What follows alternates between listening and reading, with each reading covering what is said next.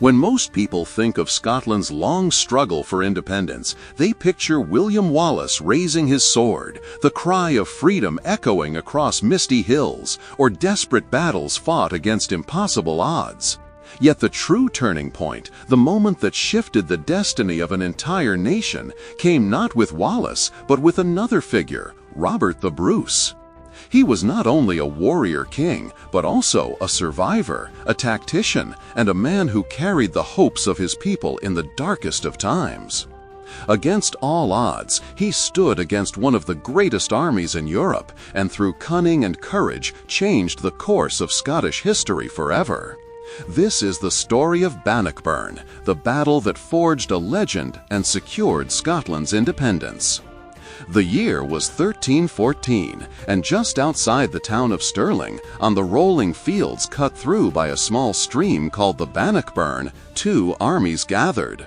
One army belonged to King Robert the Bruce of Scotland, a man hardened by years of guerrilla warfare, his hands scarred by ambushes, raids, and relentless campaigning. His vision was not one of conquest, but of independence, a Scotland free from English control.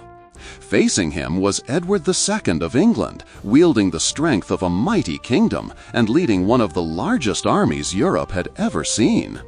The Scots were heavily outnumbered, perhaps 2 to 1, but they were not broken. They prepared not just to defend their land, but to decide once and for all whether their nation would live in chains or breathe freely. But the roots of this battle stretched back decades. Scotland at the end of the 13th century was a kingdom under pressure, pulled apart by both internal rivalries and external threats. In 1286, King Alexander III of Scotland died suddenly after falling from his horse. His only heir was his granddaughter Margaret, the Maid of Norway, but she was just a child, and she too died before she could ever claim the throne. Her death left the kingdom without a clear ruler, and the ensuing succession crisis plunged Scotland into chaos. Competing nobles, each with their own claim to the crown, turned desperately to Edward I of England to arbitrate. Edward was known as the Hammer of the Scots, a ruler as ambitious as he was ruthless. To him, Scotland was not a kingdom in need of help, but an opportunity.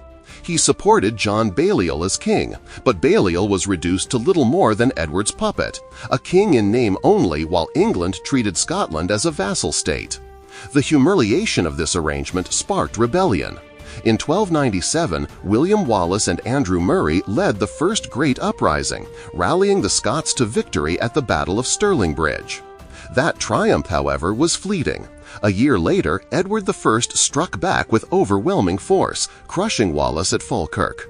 In 1305, Wallace was betrayed, captured, and brought to London, where he was executed in one of the most brutal ways imaginable, hanged, drawn, and quartered.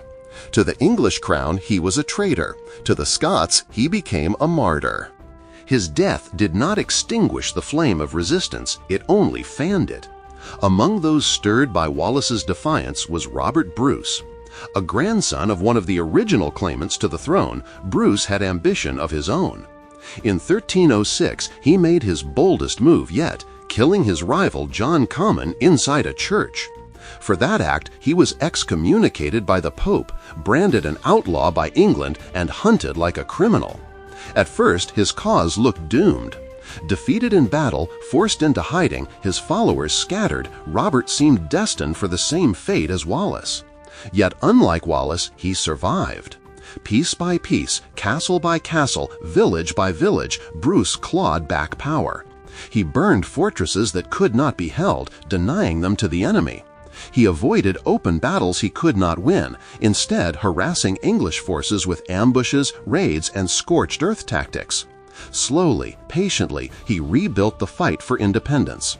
By 1314, Bruce was no longer a desperate fugitive. He was a hardened commander with an army of veterans who trusted his every decision. Edward II, meanwhile, inherited his father's obsession with bringing Scotland to heel, but not his military brilliance. Where Edward I had been relentless, Edward II was indecisive and often swayed by his nobles. Yet when Stirling Castle came under siege by Bruce's brother, Edward Bruce, the English king could not ignore it. The castle was one of the most important strongholds in Scotland. The garrison agreed to surrender unless relieved by midsummer of 1314. That ultimatum forced Edward II to act. He assembled a massive army, over 15,000 strong, filled with heavily armored knights, archers, and infantry. Robert the Bruce could muster perhaps 6,000 men, many of them ordinary farmers and townsmen called to defend their homeland. On paper, the contest seemed hopeless. The English host began its march north, a grinding advance that shook the countryside. Columns of men stretched for miles, steel glinting in the sun, banners snapping in the wind, and supply wagons groaning under the weight of provisions for siege and war. To local villagers, their passage was a nightmare, fields trampled, homes looted, food seized without mercy. Yet this was exactly what Robert had prepared for. He had stripped the land bare along Edward's path, ensuring that the further the English marched, the hungrier and more frustrated they became. Bruce, meanwhile, spent those weeks studying the terrain around Stirling. He chose the ground near the Bannockburn carefully. The land was narrow, marshy, and broken by woodland, perfect for neutralizing the English cavalry, the pride of their army. Heavy horses and armored knights would flounder in the boggy soil, while the stream itself created a natural obstacle. Bruce's strategy was simple but brilliant. Draw the English into this unfavorable ground, then stop them with sheltrons, tightly packed formations of spearmen forming walls of deadly points. By the time Edward II arrived, Bruce's forces were already positioned. They were fewer, but they were hardened by years of survival. They fought not for wages, but for their homes and freedom. The English were confident, even arrogant, convinced their numbers would crush the Scots quickly. But the Scots trusted their king. They believed in his plan. And as the summer of 1314 unfolded, the two armies edged closer to the inevitable confrontation. On the night of June 22nd, tension filled the air. In the Scottish camp, men sat around fires sharpening spears, repairing armor, and whispering prayers. Priests moved among them, offering confessions and blessings. There was no panic, only resolve. Robert himself walked among his men, speaking to them as one of their own. He was no distant ruler. He was a king who had fought and bled beside them. His calm presence reassured them that the odds did not matter because the ground itself favored their cause. Across the burn, the English camp sprawled across the fields like a sea of tents and banners. Knights drank and boasted loudly, certain of victory, while seasoned veterans muttered doubts. They remembered how resilient the Scots could be, and they knew the land was ill-suited to cavalry. Still, Edward II remained in his richly decorated pavilion, determined to stamp out the rebellion and claim glory. Then came a moment destined for legend. As dusk fell, Robert the Bruce rode out to survey the field. He wore only light armor, mounted not on a great war horse, but on a smaller palfrey. Suddenly, Sir Henry de Bohun, an English knight and nephew of the Earl of Hereford, spotted him. Seizing the chance to end the war with one stroke, Bohun spurred his massive warhorse forward, lowering his lance for the kill.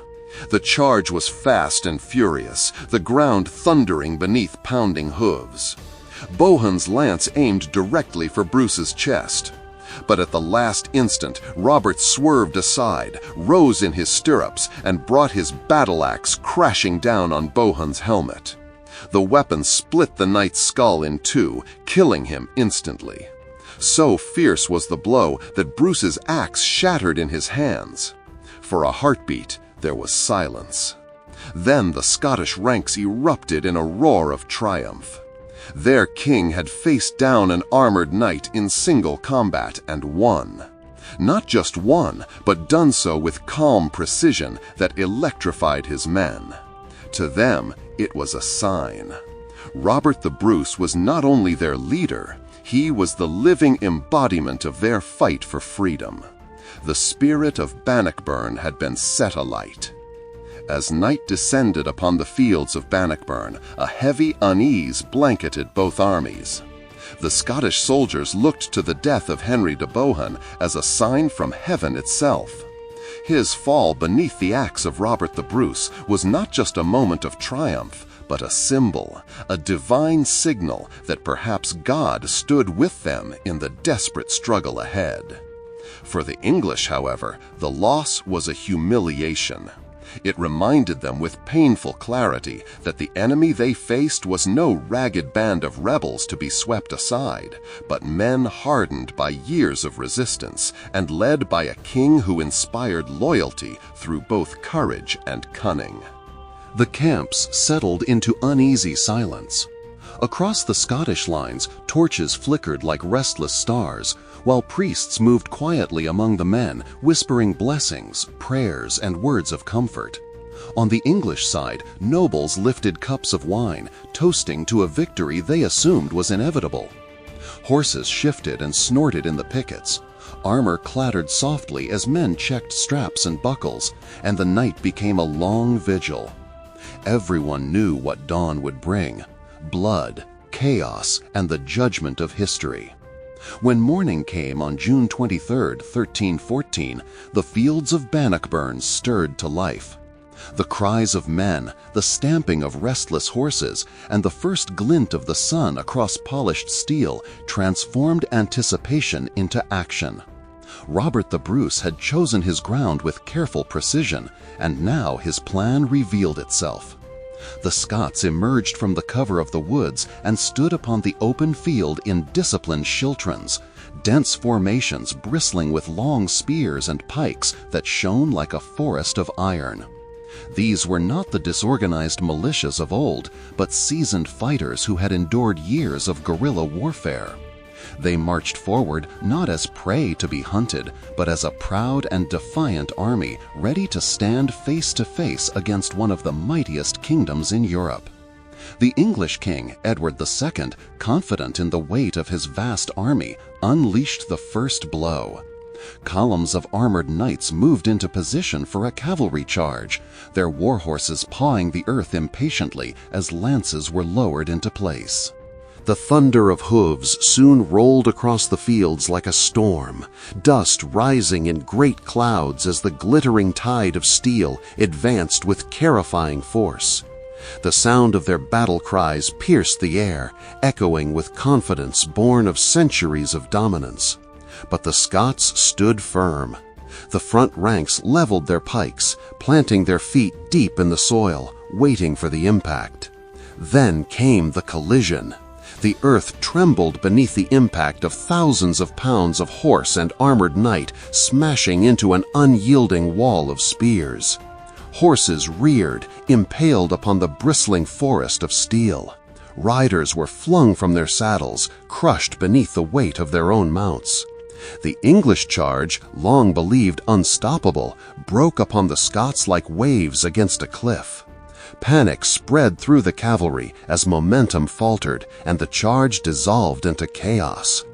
While the front clashed, another part of the English army attempted to cross the Bannockburn itself, hoping to outflank Bruce's carefully chosen position. But the ford was narrow, the ground treacherous, and the Scots knew every inch of it. As the English pressed forward, they found themselves trapped between the river and a wall of spears. Horses floundered in the shallow waters, men drowned in the crush, and bodies were swept downstream. The Scots counterattacked with ferocity, driving their enemies back, breaking the assault, and sending panic rippling through the English lines. By the close of the first day, the English were reeling. Their feared cavalry had been bloodied and broken, their attack repelled again and again. The marshy terrain denied them the space to deploy their archers or bring their massive numbers to bear. Edward II, inexperienced and indecisive, seemed unable to adapt to the conditions. His army grew restless, their confidence shaken. Across the field, the Scots celebrated not just survival, but triumph. They had not merely endured England's fury, they had stood unbroken, and in doing so, they had proven that Bruce's leadership and their discipline could withstand the storm. That night, as the English sat by their fires in frustration, the Scots withdrew in good order, their spirits soaring. The battlefield lay littered with broken lances, shattered shields, and the fallen. But it was the English morale that suffered the deepest wound. And so dawn rose on June 24th, the day that would decide everything. Edward II commanded one of the largest armies ever brought into Scotland, yet unease rippled through his ranks. Across the burn, Bruce's smaller force waited in silence, their spears gleaming under the morning light. Before the clash began, Bruce gathered his men in prayer. Clerics and friars, dressed in simple robes, moved through the formations, blessing each soldier. Hymns filled the air as the men knelt on the grass, their spears planted upright around them like a forest of faith and steel. To the English who watched, the sight appeared almost laughable. "They kneel to beg for mercy," some scoffed. But they were wrong. The Scots were not pleading, they were steeling themselves, calling upon God not for deliverance, but to bear witness to their struggle for freedom. When the hymns ended, the Scots rose as one, their schiltrons tightening into impregnable walls. Their faces were grim, their resolve unshaken. Edward II, angered by the humiliations of the previous day, ordered his full army to advance. His commanders warned him once more of the marshy ground and the narrow approaches that hindered their cavalry, but the king would not listen. He wanted Bruce crushed, his rebellion ended, and his crown secured through overwhelming force. The English host surged forward in waves, thousands of men marching as one, the ground trembling beneath their weight. To any observer, the sheer scale of Edward's army seemed enough to smother the Scots completely. Yet Robert the Bruce had calculated every detail of this battlefield. Every marsh, every ford, every ridge had been chosen for a reason. And as the English pressed forward, he waited with a confidence born not of numbers, but of strategy, faith, and a cause no army could easily extinguish. As the English knights thundered forward once again, the Scottish schiltrons advanced to meet them head-on. This time, Robert the Bruce had given an order that changed everything. On the previous day, his men had been told to hold their ground. Now, they were told not merely to stand, but to push into the enemy. What followed was one of the most dramatic sights of medieval warfare.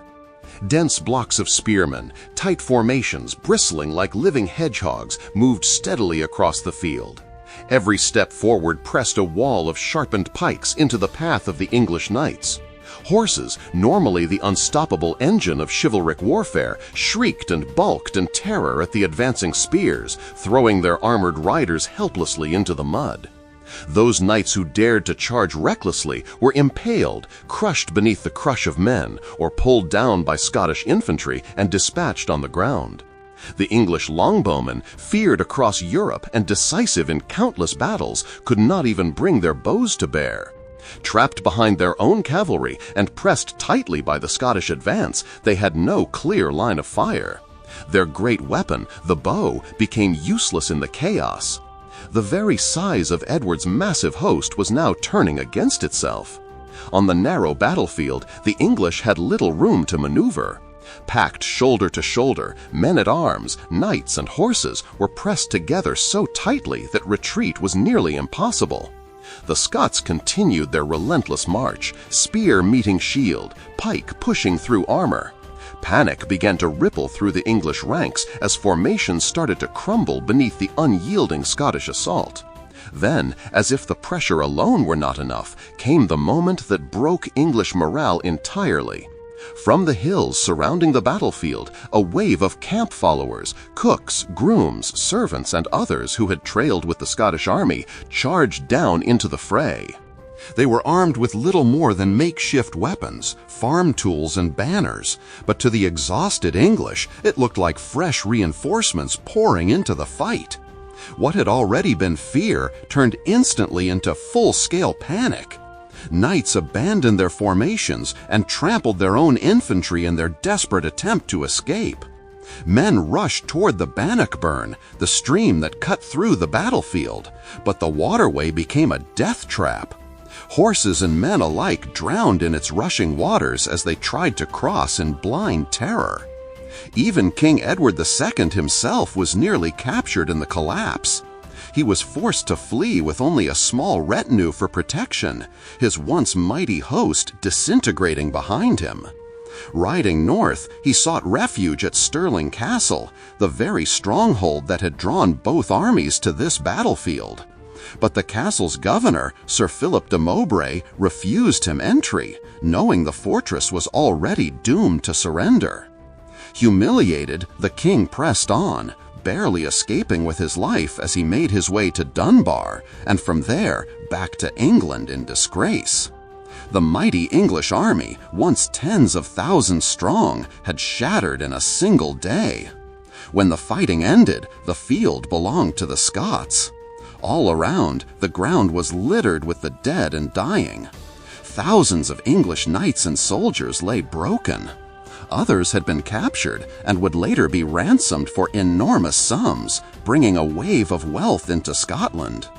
The Scots seized immense spoils, horses, arms, armor, and provisions enough to sustain their forces for months. Yet the greatest treasure of all was not material wealth. It was the knowledge that Scotland, against every conceivable odd, had stood its ground and triumphed. Robert the Bruce had not merely won a battle, he had secured a nation's freedom. The consequences of Bannockburn reached far beyond the blood-soaked fields of June 1314. Entire households of English nobility had been wiped out. Families that had sent sons, fathers, and brothers to fight in Edward's campaign were left devastated. For England, it was a disaster. For Edward II, it was a personal humiliation. Where his father, Edward I, had been remembered as the hammer of the Scots, Edward II would forever be mocked as the king who had fled from them. His authority, already fragile at home, crumbled further in the aftermath. His barons, already restless with his rule, grew even more rebellious, emboldened by his failures in Scotland. For Robert the Bruce, however, Bannockburn was more than just vindication. Years earlier, his legitimacy had been questioned after his bloody seizure of the throne. Many had doubted whether he could unite the fractured Scottish nobility or withstand the might of England. But after Bannockburn, all doubts vanished. His victory was complete, his crown secure. The Schiltron formations had also changed the very face of warfare. They had proven that disciplined infantry, ordinary men armed with long spears, could shatter the dominance of heavy cavalry, the most feared military force of the medieval world. For Robert the Bruce, however, Bannockburn was more than just vindication. Years earlier, his legitimacy had been questioned after his bloody seizure of the throne. Many had doubted whether he could unite the fractured Scottish nobility or withstand the might of England. But after Bannockburn, all doubts vanished. His victory was complete, his crown secure. The Schiltron formations had also changed the very face of warfare. They had proven that disciplined infantry, ordinary men armed with long spears, could shatter the dominance of heavy cavalry, the most feared military force of the medieval world. This lesson would echo across Europe, altering the strategies of kings and generals for generations to come. But Bannockburn was not only a military triumph, it was a cultural and psychological one. Men who had once wavered in their loyalties, uncertain whether to side with England or Bruce, now rallied behind their king. The battle gave them more than hope, it gave them belief. The victory inspired songs, legends, and stories that carried across villages and towns. In time, poets would immortalize the moment. Centuries later, Robert Burns himself would write verses that imagined Bruce's words to his men on the eve of the battle, transforming history into enduring myth. The impact of Bannockburn was felt not only in Britain but across Europe. News of the Scottish victory reached France and the papal court. No longer was Scotland dismissed as a rebellious province. It was seen as a kingdom in its own right, capable of defeating one of the most powerful monarchies in Christendom. Though full recognition would take years, Bannockburn laid the foundation for Scottish sovereignty on the international stage. In the decades and centuries that followed, Bannockburn became legend. Robert the Bruce was remembered not only as a king, but as a warrior who embodied the soul of his people. The very landscape where the battle was fought grew sacred in the Scottish imagination. Every brook, hill, and field seemed to whisper of freedom defended with blood and steel. The memory of June 1314 became a rallying cry in times of war, in political struggles, and even in moments of cultural revival. Ultimately, the greatest legacy of Bannockburn was not the spoils, not the land, not even the immediate military victory. It was the spirit it gave to Scotland. It was proof that a small nation, united by determination and courage, could defy even the greatest empire. For Robert the Bruce, it was vindication. For his people, it was liberation. For the world, it was a reminder that history is not written only by the mighty, but by those who refuse to yield. Bannockburn was more than a battle. It was the making of a nation.